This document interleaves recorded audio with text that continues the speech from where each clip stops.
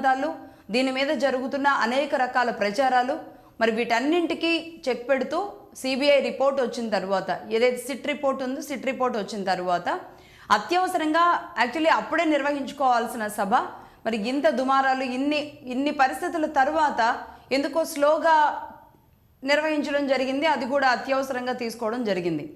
అది కాస్త నిన్న కేబినెట్ సమావేశం తర్వాత మంత్రులు మాట్లాడారు. బయటకు వచ్చి 3 పార్టీల నుంచి బీజేపీ, జనసేన, టీడీపీ 3 పార్టీల నుంచి 3 మంత్రులు కూడా మాట్లాడారు.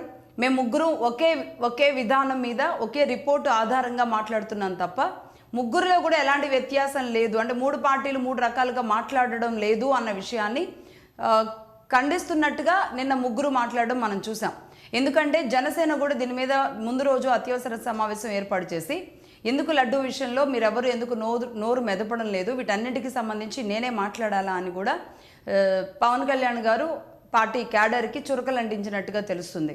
ఖచ్చితంగా అంటే ఇది ఏ ఒక్కరిదో సమస్య కాదు. ఇక్కడ చంద్రబాబు నాయుడు గారు అసెంబ్లీలో మాట్లాడారు కాబట్టి ఇది టీడీపీకే చుట్టుకుంటుందా, ఇందులో బీజేపీ ఇన్వాల్వ్ అయ్యి ఏదైనా మార్పులు చేర్పులు చేసిందా, జనసేన పెద్దగా కల్తీ విషయంలో మాట్లాడడం లేదా, ఇలాంటివన్నీ కూడా రూమర్స్ క్రియేట్ అవుతున్నాయో క్రియేట్ చేస్తున్నారో నిజంగా ఉన్నాయో తెలియదు. కానీ మొత్తానికి ఒక ప్రచారం జరుగుతున్న నేపథ్యంలో 3 మంత్రులు వచ్చి నిన్న మాట్లాడడం మనం చూసాం.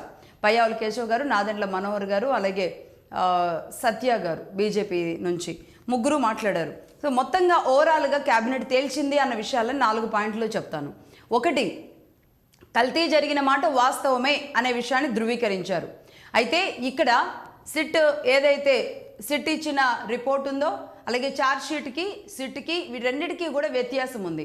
అంటే సిట్ రిపోర్టు కోర్టుకు సమర్పిస్తుంది. సిట్ రిపోర్ట్ 250 పేజీల పైచిలుకు ఉంది. అది కోర్టుకు సమర్పిస్తుంది పూర్తి రిపోర్టు.